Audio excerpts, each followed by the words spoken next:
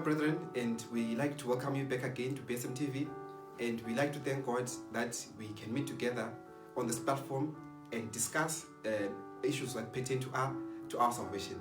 Now, we also like to thank God that we've been having so many beautiful lessons on this platform, and which have been teaching us about the truths which pertain to our salvation, so that we in our homes, we can also go through this information. We can go through these quotations, these verses that were being given, as to show us the foundation of our faith. Just like what the Bereans did, who, when they heard the truth, they went and investigated if these things are if these things are so. So we thank God again that even all the lessons that we've been receiving on this platform, they've been coming up with evidence from the spirit of prophecy, from the Bible, from all angles, so that each and every individual may surely say, it is not so and so who's saying this, but it is what it is written by the Lord, isn't it? Amen. Now, today, want to look at today, want to look at a topic which is going to look at the Passover, because we have already kept the Passover for this year, isn't it? So now we've been counting down to the feast of the Pentecost, and of which today we're actually on the 6th Sabbath, meaning that the next Sabbath next week is going to be the 7th Sabbath, meaning the day after next Sabbath is the day of Pentecost. Amen. So we've been counting down to the days leading up to the feast of Pentecost. Isn't it? So our lesson today want to reflect on this feast, in particular the Pentecost, just to emphasize the importance of this feast in our lives, isn't it? Now, to start our lesson, let us go to Testimonies for the Church, Volume 5, page 491, paragraph 3. You will see there where it says the house of God is the sanctuary. Yes. The house is the sanctuary for the family. Right.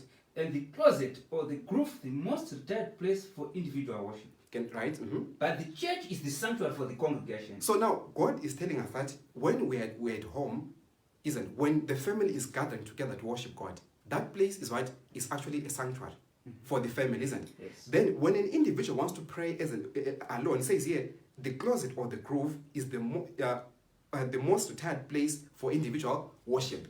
If a person wants to worship on their own, they can go to their room, they can close the door, or they can go to a grove and commune with God.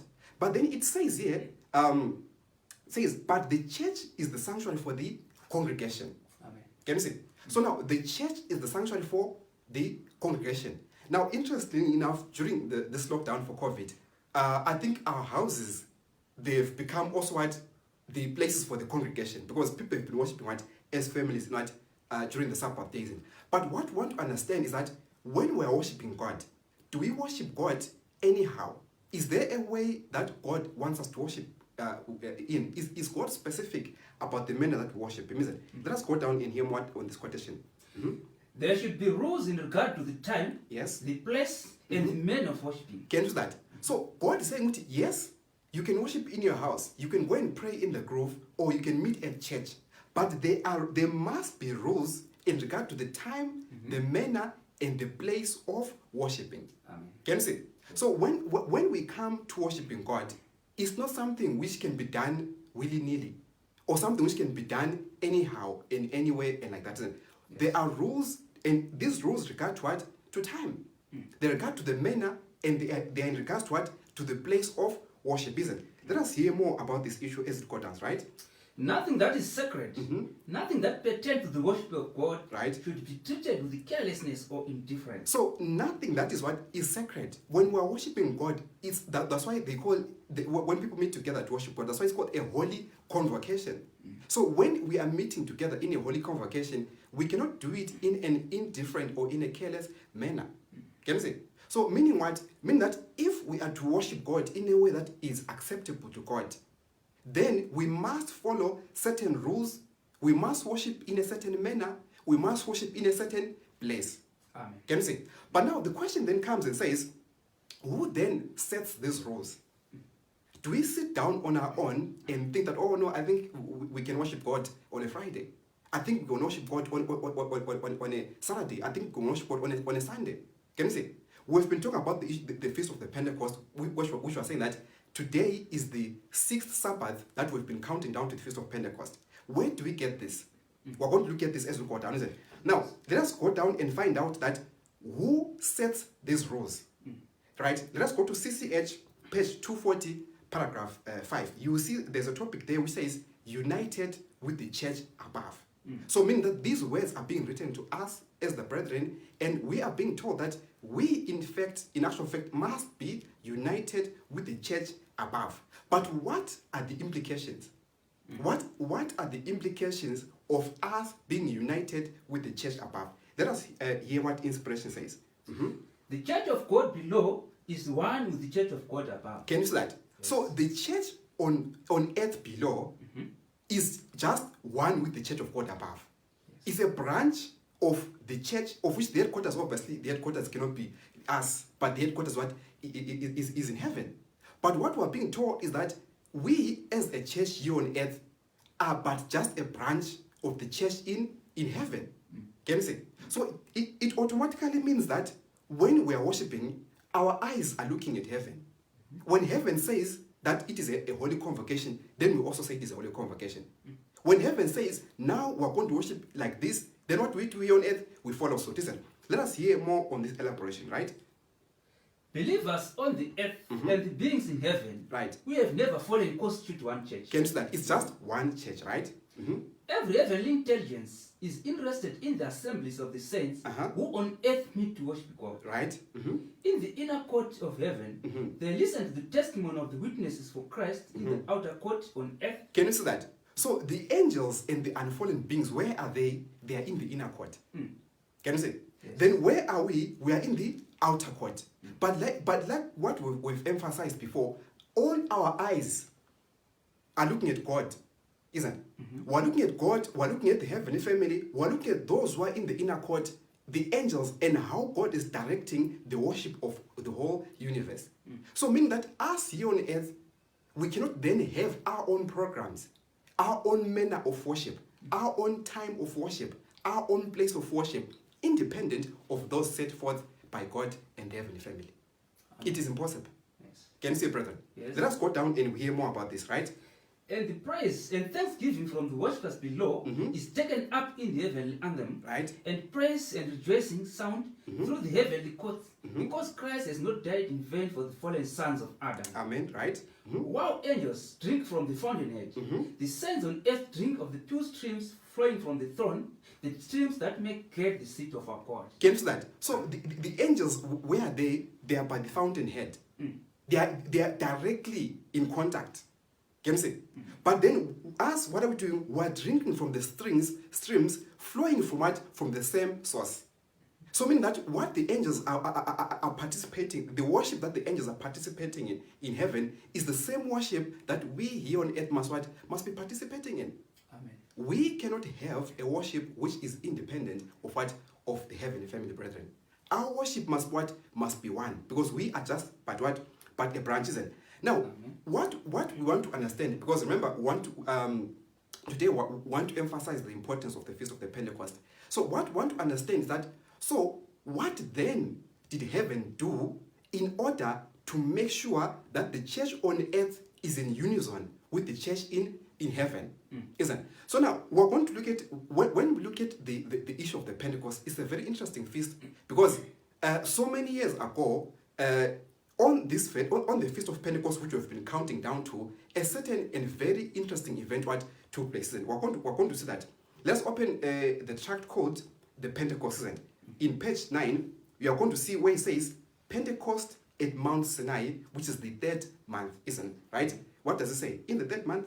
In the third month, the same day came they into the wilderness of Sinai. Can you see that? So in the third month, what happened to the children of Israel? They came into the wilderness of Sinai, isn't it? And what else happened? Moses and the children of Israel were at Sinai in the third month according to the scriptures. Right, we've seen that from Exodus chapter 19, verse 1, isn't it? Right? You may look in a Jewish calendar at the third month. Yes. And you will find that God gave the law of the Ten Commandments and the book of the law at Sinai at that time. At that time. Do you see that? So it was in the third month, it was in the Feast of Pentecost that the Lord gave the book of the Ten Commandments, including the statutes and the judgments, to the children of Israel. So this is what we're talking about. When we're talking about the Feast of Pentecost, when we look at the Pentecost in history, the Pentecost is a time whereby heaven descended on Mount Sinai, and what did they do? God gave the law to the children of what? To the Israelites here on earth. Can you see that?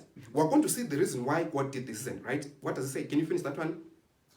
Jewish scholars recognize that this occurred on the day of Pentecost, Right. or Feast of Weeks. Can you see that? So this feast of weeks, or the feast of Pentecost, this is the very time in which the law was given, isn't it? Now, what I want us to understand again is that when the law was being given, what was the objective?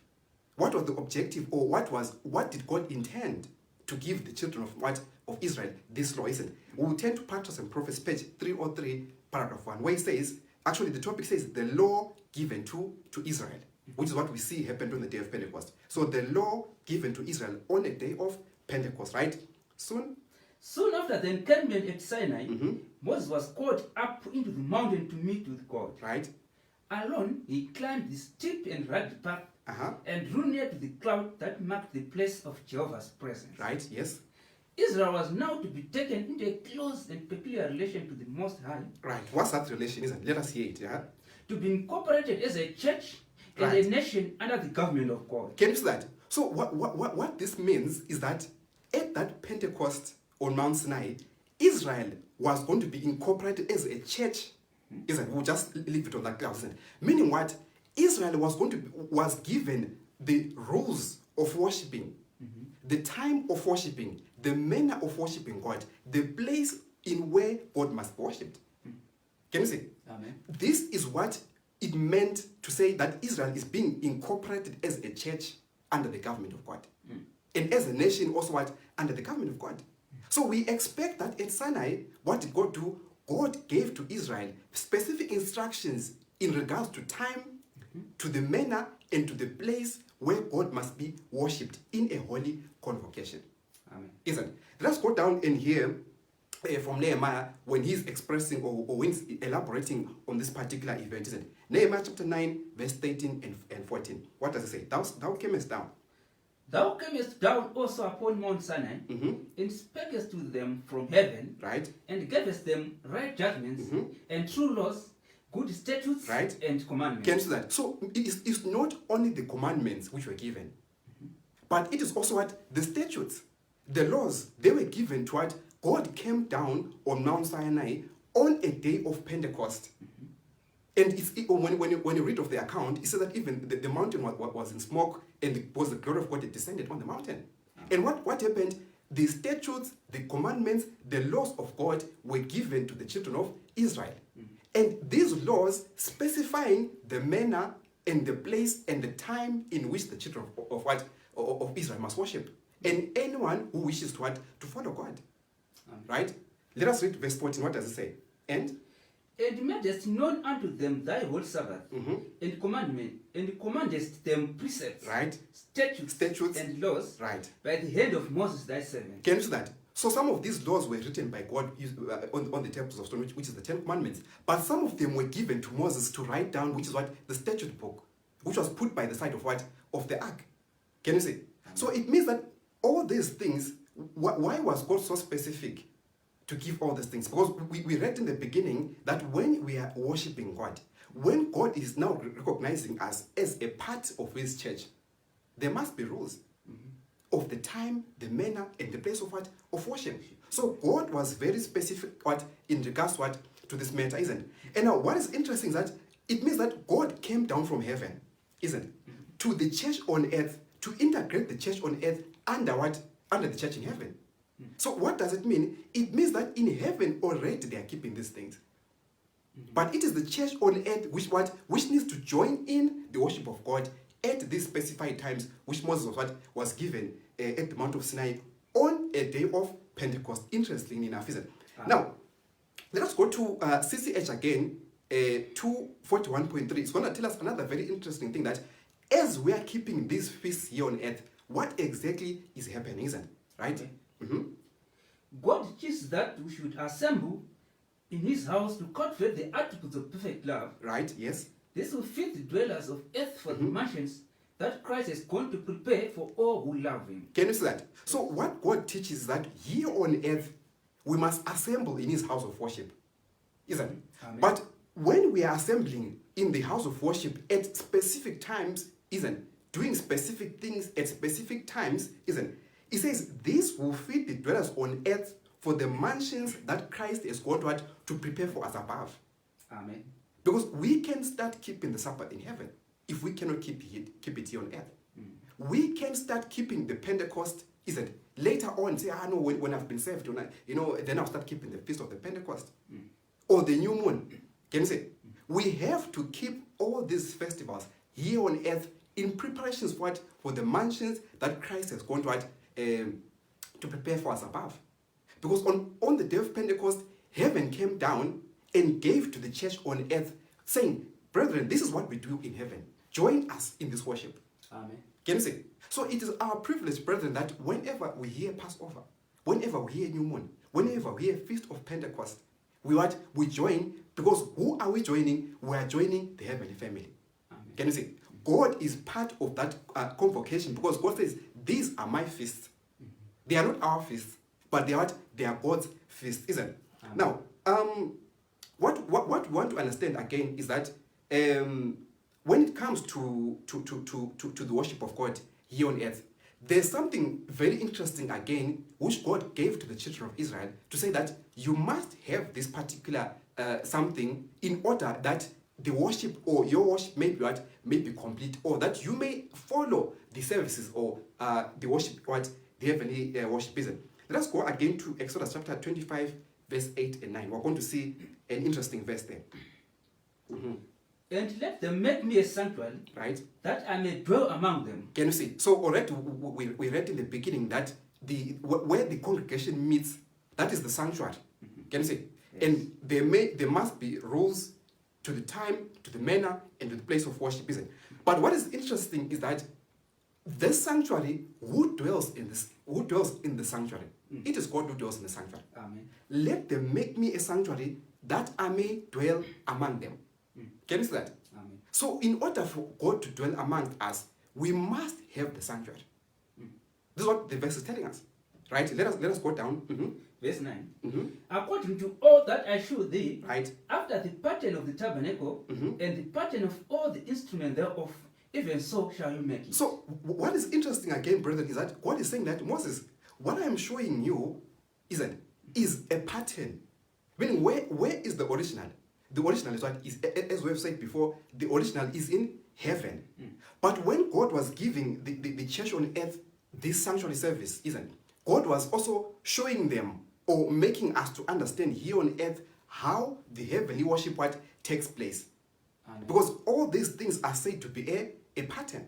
Can you see that? All these things are said to be a pattern. Now, as Advent believers, I think we are very, when it comes to the start of the sanctuary, it is one study which is, I remember, it's one which is so interesting, isn't it? That we have looked at left, right, and center.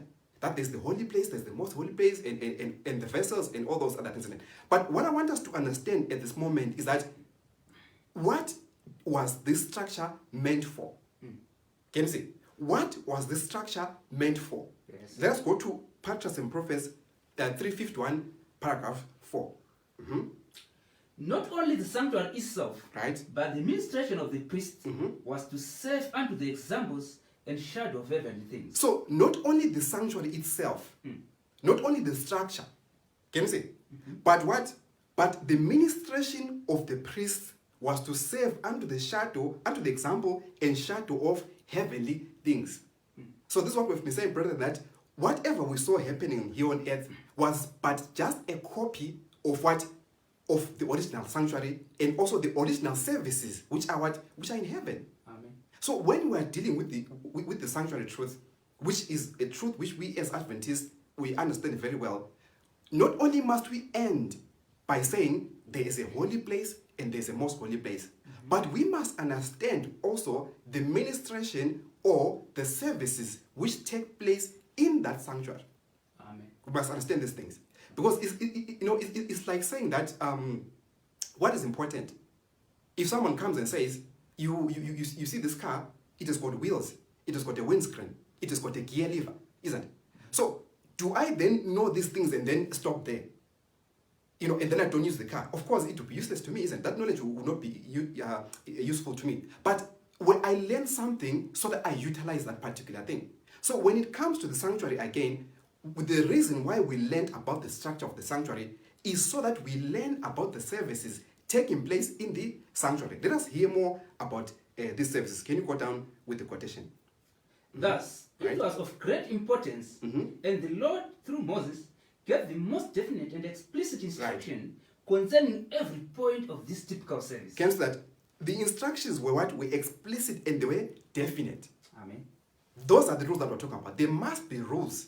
The time, the manner, and the place. So God is the one who gave Moses these explicit and what specific instructions. What do they relate to? Isn't? Let us go down. What do they pertain with? Isn't? Mhm. The ministration of the sanctuary consisted of two divisions: So two divisions involved in the ministration of the sanctuary, right? a daily and a yearly service. A daily and a yearly service.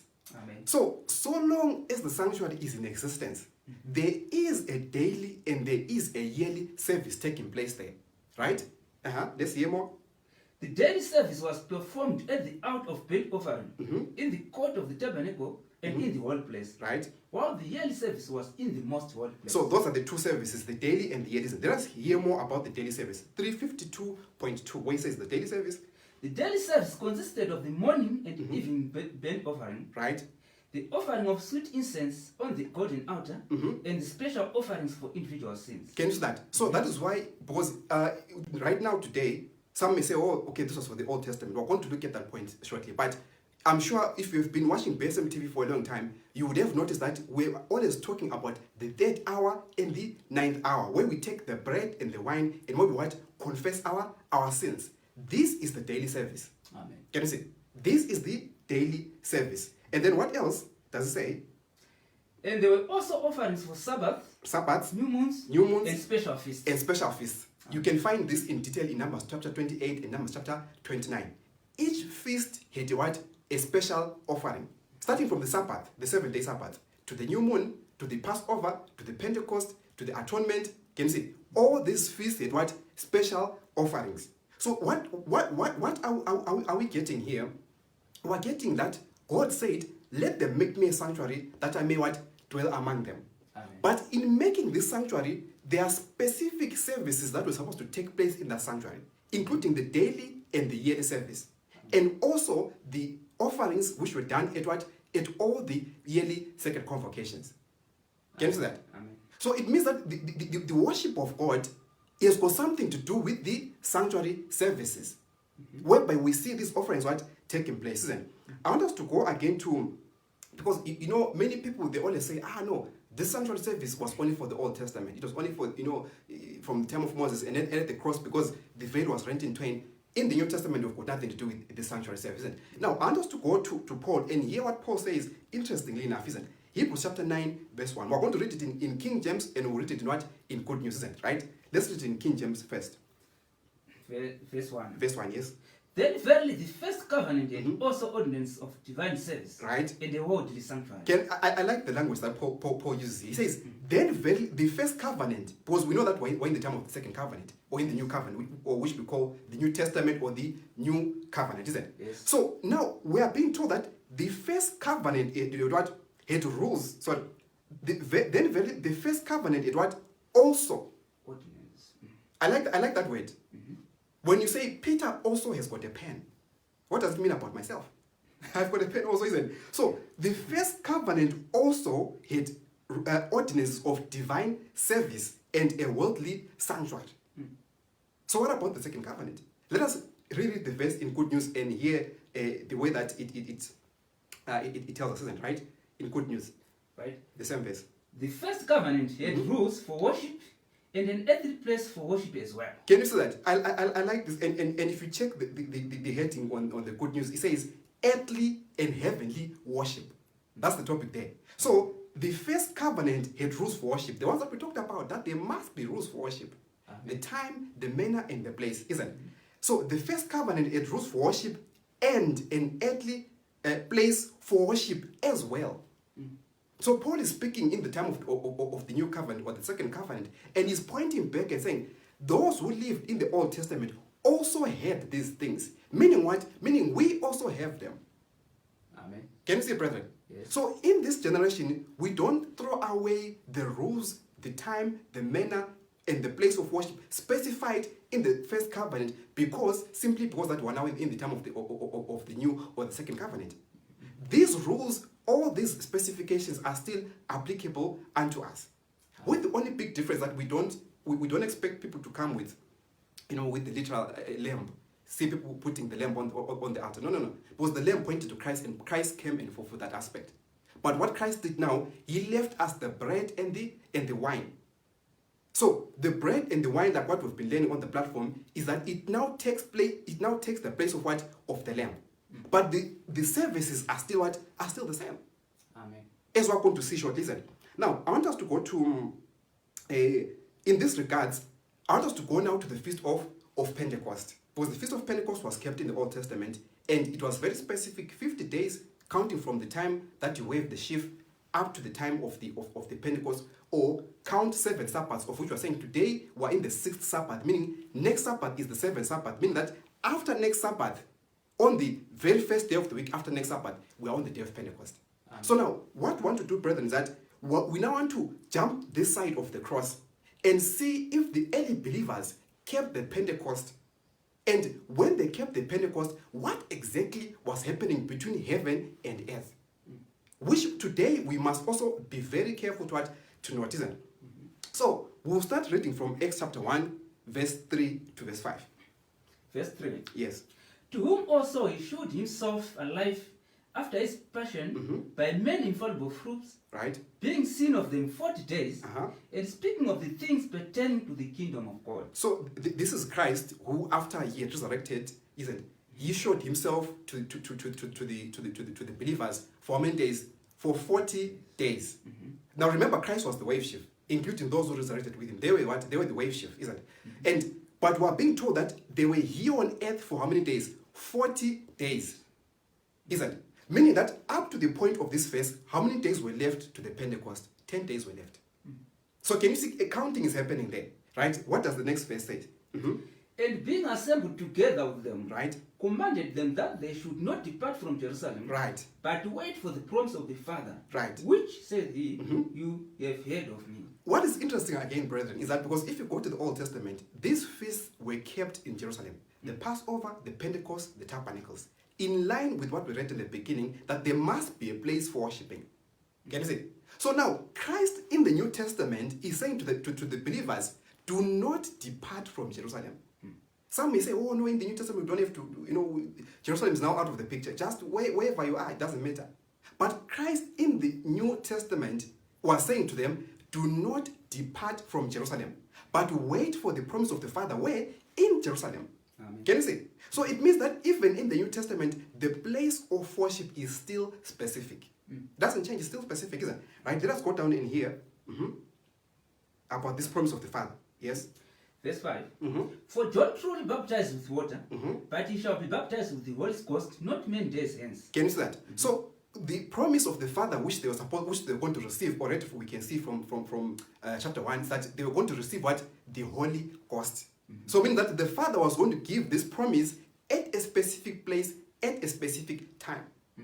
Counting 50 days from waving the sheaf to that particular day, that's when this gift of the Holy Spirit, of the Holy Ghost was going to be imparted, isn't it? Now, let us go. We want to find out something very interesting, because the disciples, they also had another promise in their mind, because they knew that when we deal with the promise of the Father, if something else came to their mind, isn't it? Let us want to see that what came to their mind. Verse 6. When they therefore...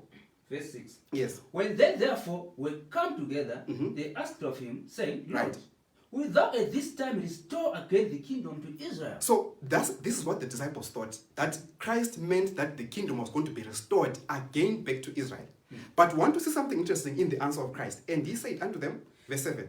And he said unto them, It is not for you to know the times or the seasons, right, which the Father hath put in his own power. I like this part. So when Christ is replying them, he's saying, yes, the Father is got what? Times and seasons to do specific things.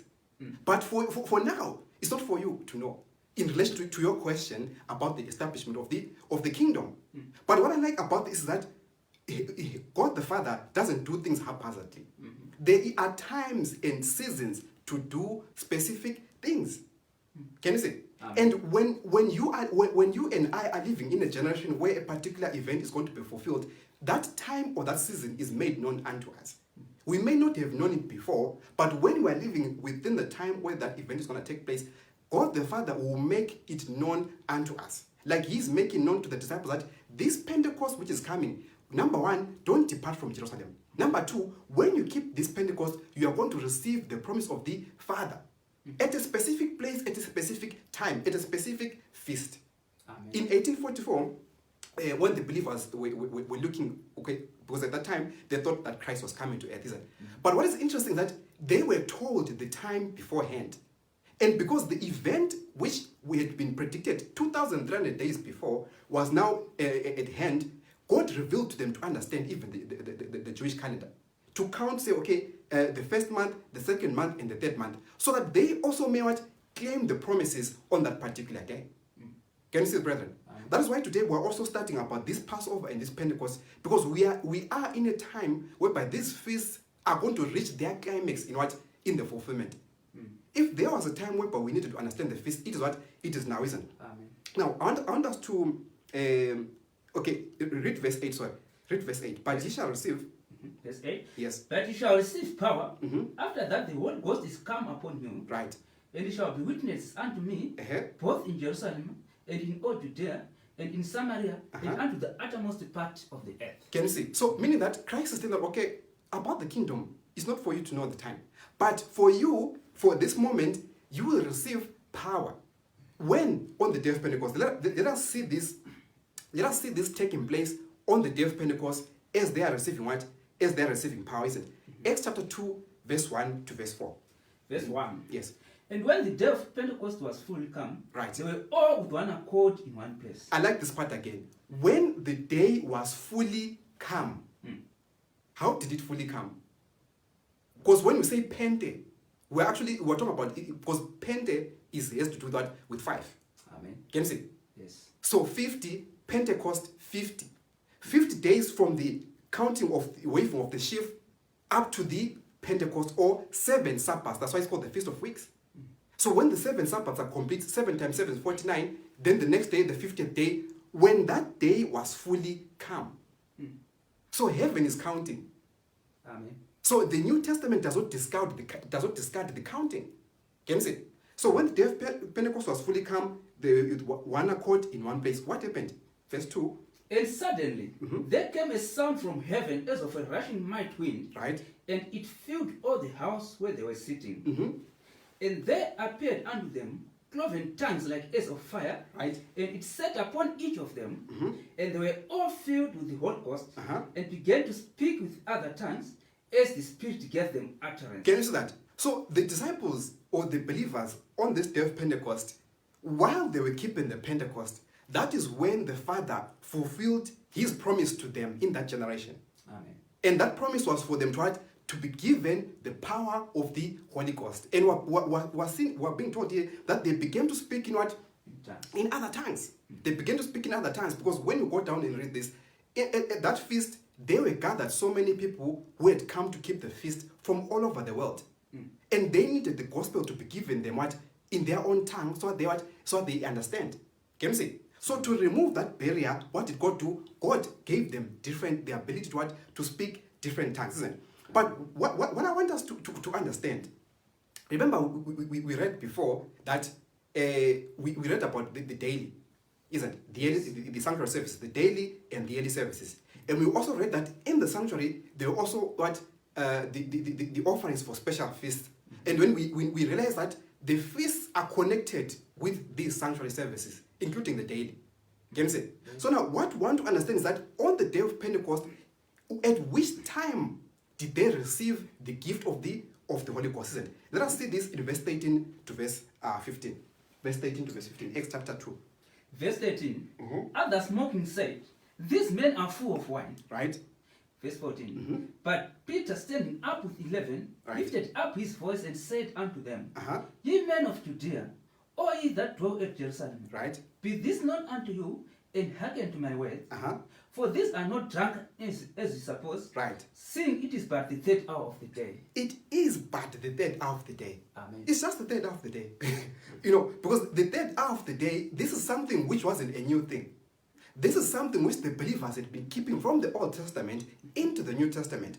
And the third hour of the day is the morning hour of prayer.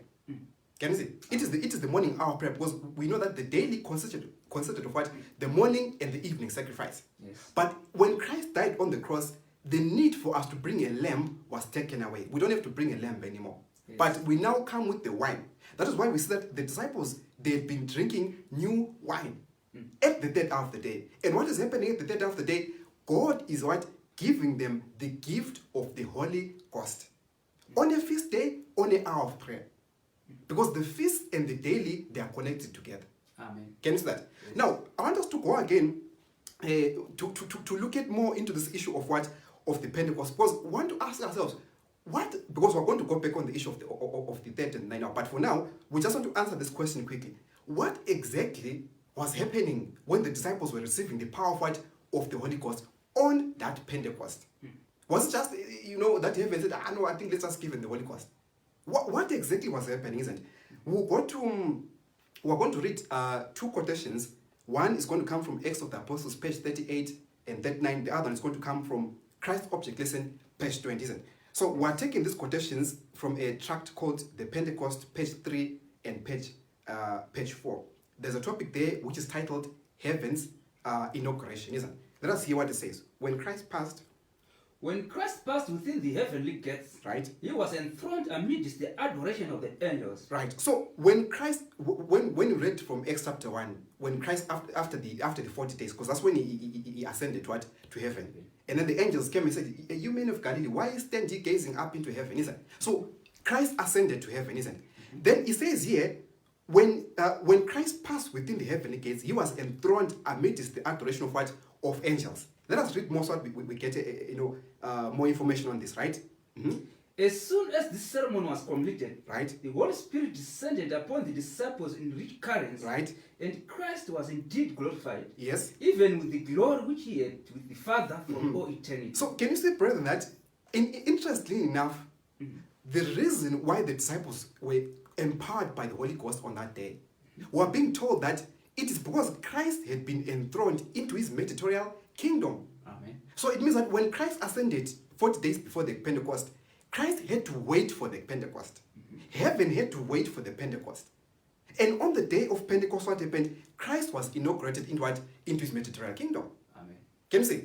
So heaven is following this feast even in the time of the New Testament. Just like what we said before, that in 1844, when Christ entered in the most holy place as the high priest, he had to wait for the day of Pentecost.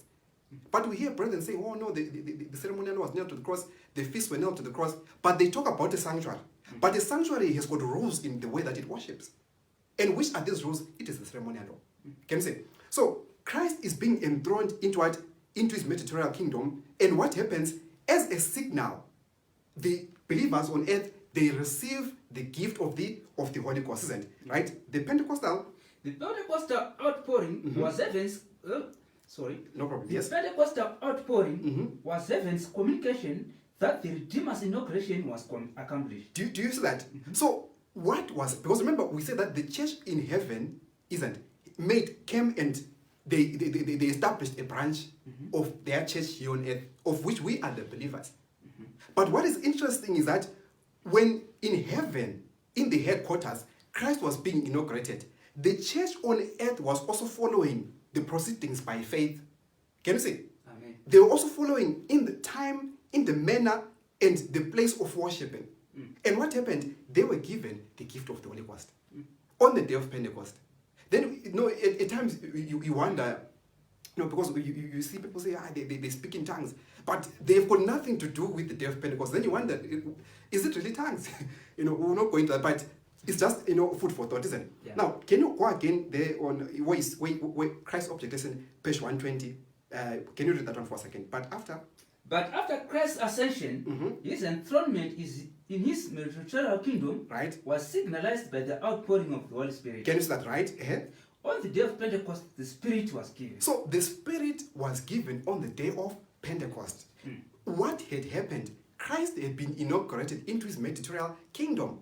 Just like what we saw that when the children of Israel came out of Egypt. Listen, on a day of Pentecost, heaven came down and gave the laws to the children of Israel, to the church here on earth below. Can you see? Yes. All these things that we're seeing are happening on a feast day. And interestingly enough, what we're seeing here is that the outpouring of the Holy Ghost is also happening at what? At an hour of prayer. Amen. We're going to go back to this point again. The outpouring of the Holy Ghost is also happening what? At an hour of prayer.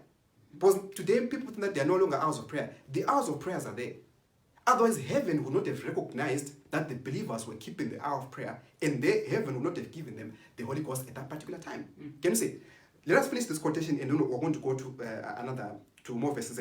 So you see, So you see, the writings of E.G. White right? give us the key to answer the question as to what the Pentecost is all about. It's all about, right? The speaking in tongues, Right. the working of miracles, Uh-huh. the converting of 3,000 souls in one day, and the turning of Jerusalem upside down Right. were not the most important events of the day of Pentecost. Right? Yes. The most important event was that Christ was coronated, inaugurated, and enthroned amidst adoring angels in the sanctuary, and received his mediatorial crown in his mediatorial kingdom. Can you see that? So the most important event that took place on that particular day was about Christ. Christ being enthroned into his mediatorial kingdom amidst the adoration of what? Of angels. And the church here on earth, because remember we read in the beginning that while angels they drink of the fountainhead, the church here on earth, what does it do? It drinks of the same river, same water flowing from that fountain. So the church here on earth also received of what was taking place in heaven. And how did they receive it? They received it in the gift of what? Of the Holy Ghost. Amen. So, and this is all happening what? On a feast day.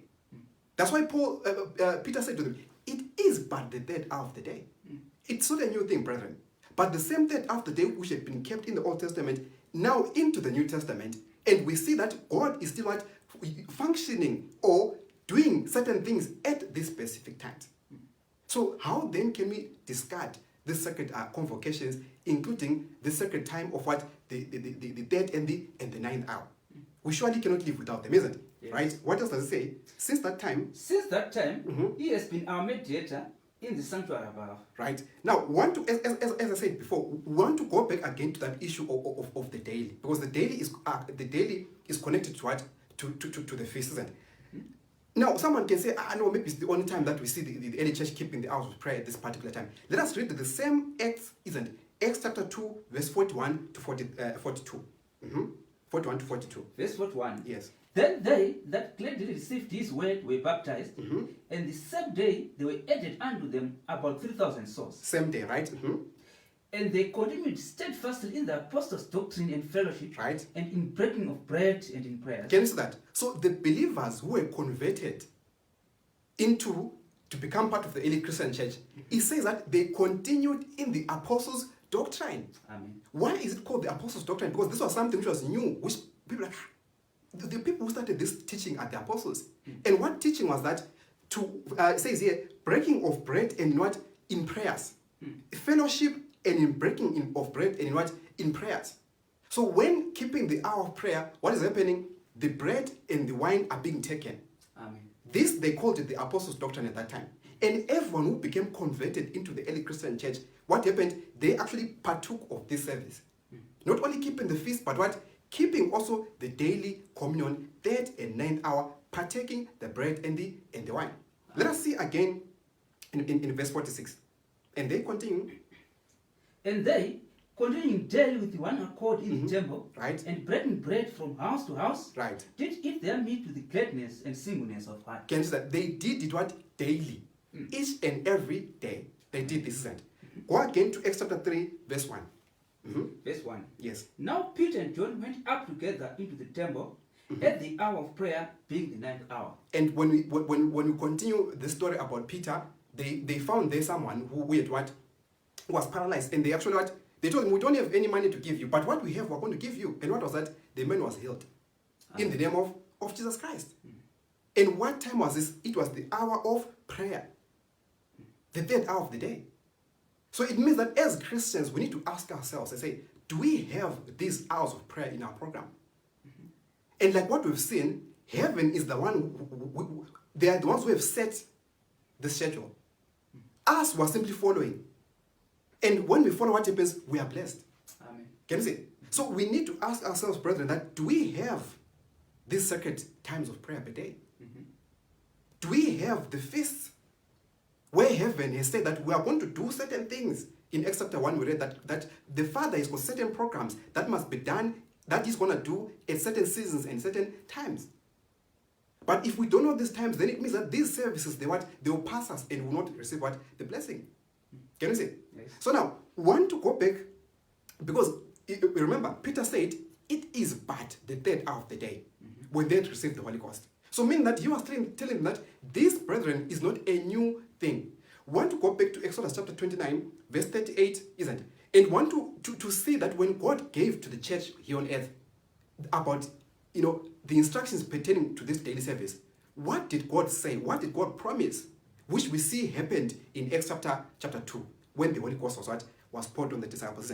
Let's read Exodus 29, read from verse 38. We'll jump, but you can read it on your own from verse 38 to verse 46, but we'll jump here and there because of time, isn't it, right?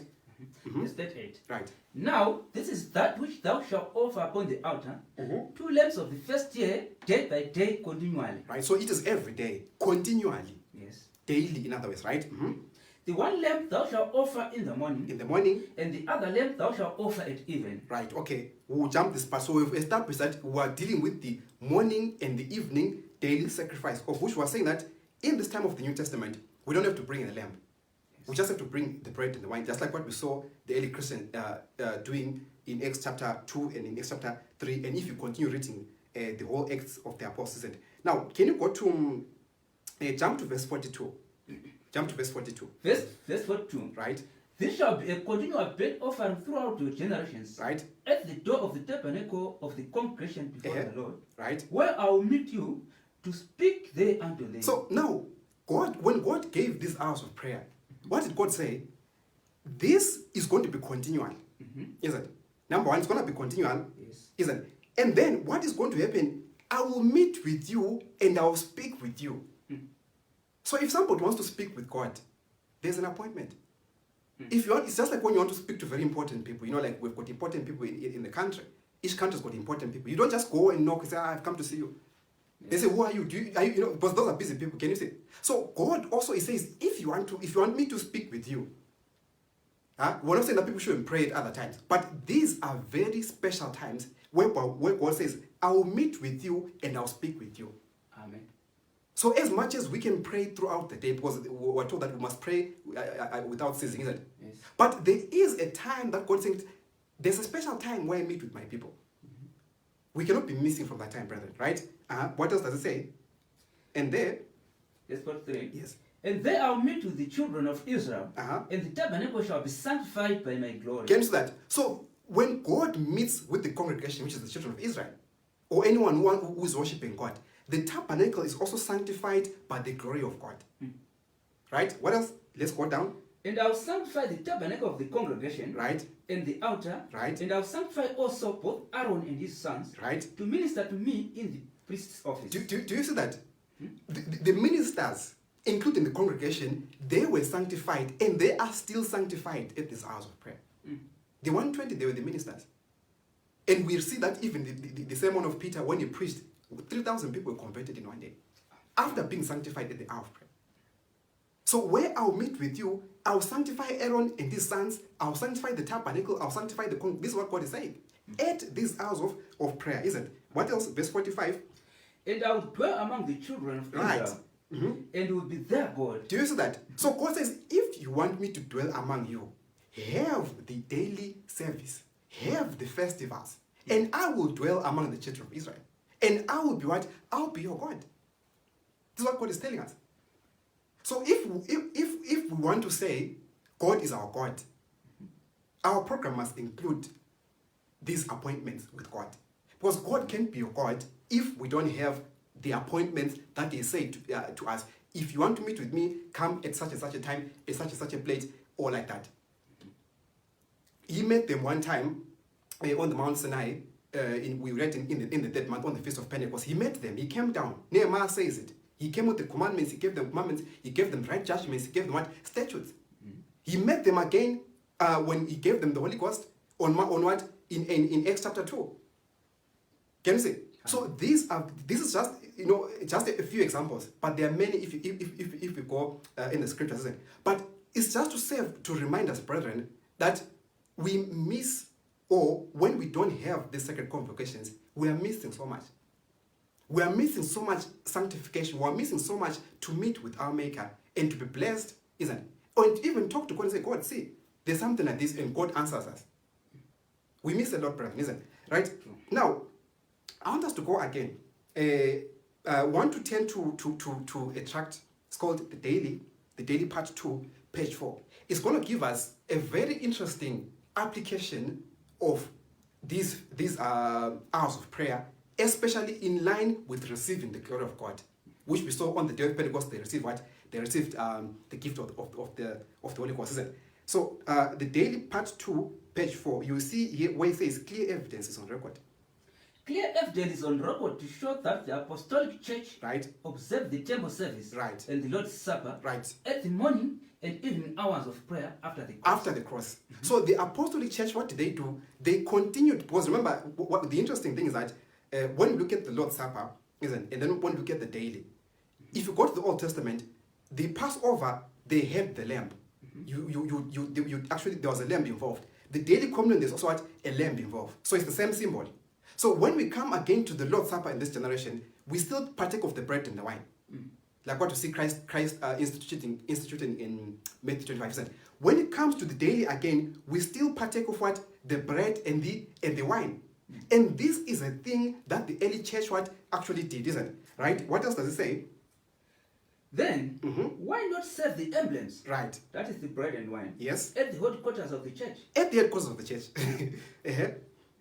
Yes. Daily. Daily. Do you see that? So it's a question, why is it not being done? If the early church did it, why are we not doing it? Remember, the apostles, these are the, if you look at the gifts, it's apostles, prophets, and like that, isn't it? And then all the other pastors and evangelists, they come later on. So the apostles, they're at the top there. So being the founders of Christianity, they observed these hours of prayer. So why are we not doing it? Why is it not being done at the headquarters of the church? Right? What does it say? This is a requirement of God, right? In order that we may meet the conditions to receive the presence of God's glory. Do you see that? It is a requirement of God. The apostles, they met this requirement. Not only were they present at the Pentecost, but what else? They were there partaking of the bread and the wine at the hour of prayer. They met the requirement, and what happened? They received the glory. Like what we see in Exodus chapter 29, where God says that I'll meet with you, I'll sanctify the tabernacle, the Aaron, his sons, and the congregation with my glory at the hours of prayer. So this is a requirement that we may receive the glory of God. Amen. So as we look towards the Feast of Pentecost, brethren, we need to be remembering that we must not neglect to partake of the daily communion at the 3rd and at the 9th hour. Amen. Because the feast and the daily communion is what? It's just part one. Can you say? Yes. Right? What else does it say? You can read it again. This is a requirement.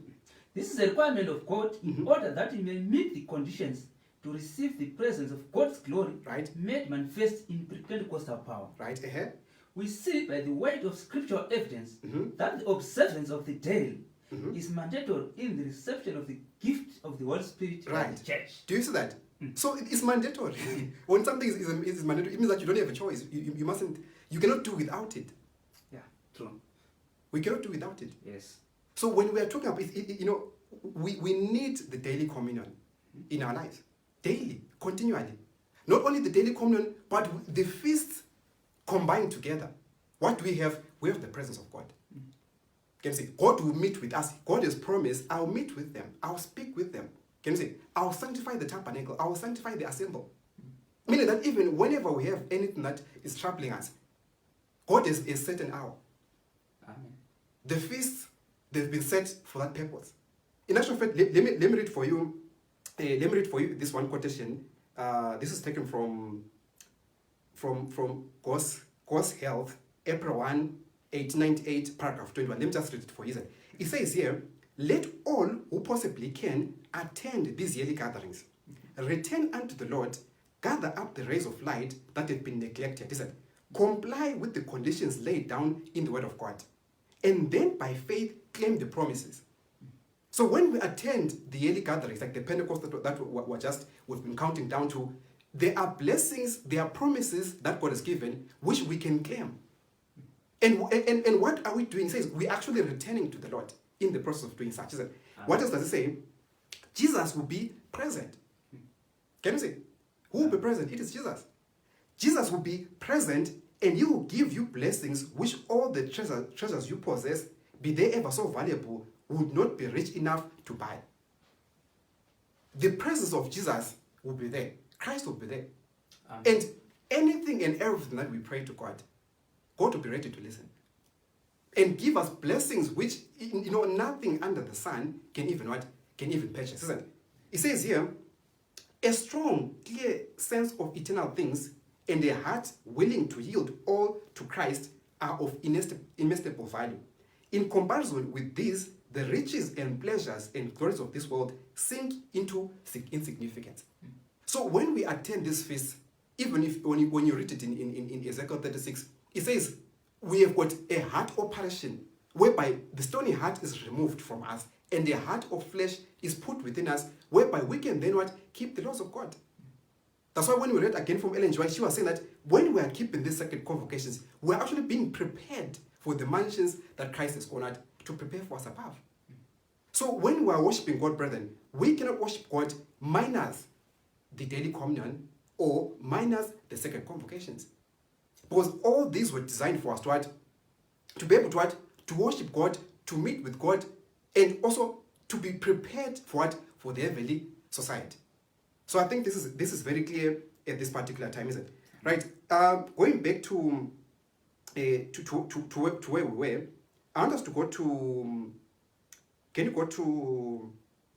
Because what is interesting is that the devil knows the importance of these, not only the feast, but also the hours of prayer, isn't it? Because we have read several times about Daniel 7:25, whereby he thought to change times and laws. Because he was the one who was behind the man of sin, making him to change the times and the laws of God. But we want to see the power of these, not only the feast, but also the daily communion. We want to see this, isn't it? Let's go to DA, page 115, paragraph 1. Since the announcement to the serpent in Eden, I'll put an enmity between thee and the woman, right, and between thy seed and her seed. Satan had known that he did not hold absolute sway over the world. Right. There was seen in man the working of a power that withstood his dominion. With intense interest, he watched the sacrifices offered by Adam and his sons. In these ceremonies, he discerned a symbol of communion between earth and heaven. Do you see that? So when the devil had deceived man, he says that, when he heard that, I'll put enmity between you and what? When the verse was given to, I'll put enmity between thee and the woman, and between thy seed and her seed, isn't it? So the devil knew, something's going to happen to prevent me from actually successfully carrying out my plans to deceive the human race. Can you see? And then when he was continually watching them, what did he see? He saw them offering the daily, the morning, and the evening sacrifice. And he says here, he discerned a symbol of what? Communion. That's why we call it the communion service. The devil discerned that this is actually the communion between heaven and earth. So if we don't have the service, it means basically we don't have communion with God our Father. Then, how then can you be preparing for the mansion that Christ is going to prepare for us without this particular important service, right? Can we finish it up? So what did he then do? He set himself to intercept this communion. Right. He misrepresented God and misinterpreted the rites that pointed to the Savior. Can you see that? So it has ever been the devil's plan to intercept that communion. But that communion doesn't involve just praying only, like what we see in the story of Cain and Abel. Because Cain also came, but without the required sacrifice, without the symbols of a Savior. And his prayer wasn't answered. Probably he came at the proper time. Can you see? But what is important is that we have the bread and the wine so that we have this communion between what? Heaven and earth. Amen. And the devil knows this, and in all the generations, he has made it to appear as if these things are what? They are not, effectual. Someone will come and say, so are you telling me that if I just take red grape juice, because that's the wine, the unfermented grape, isn't it? Yes. I take, communion bread made from brown flour, mixed with olive oil and with salt. Are you telling me that I'm going to have my sins forgiven? Or, it looks as if, it's, bread, because someone will say, this flour, you bought it at the shops. You bought the flour at the shops. You understand? You bought the red grape at the... But these are the symbols which actually God has ordained that when we do the service and it is prayed for, there's communion between what? Heaven and earth. Can you see? Yes. And then such people, sometimes I always say in my mind, okay, so if you are saying this flour has been bought from the shops, what about the lambs? Where did they come from? Did they come from heaven? Yeah. These lambs were there, they were there around us in the Old Testament. Yeah. So it was the same lambs. But the lamb was now dedicated. Say, this lamb is no longer for eating. It's no longer to be sold or whatever it is. This lamb, we're going to use it at the 3rd hour. This lamb, we're going to use it at the 9th hour. And then God would descend and bless the children of Israel. So this is what we see, brethren, as we look at the feast in connection with the feast in connection with the daily communion. And also these feasts, especially right now, as we're looking toward keeping the feast of the Pentecost.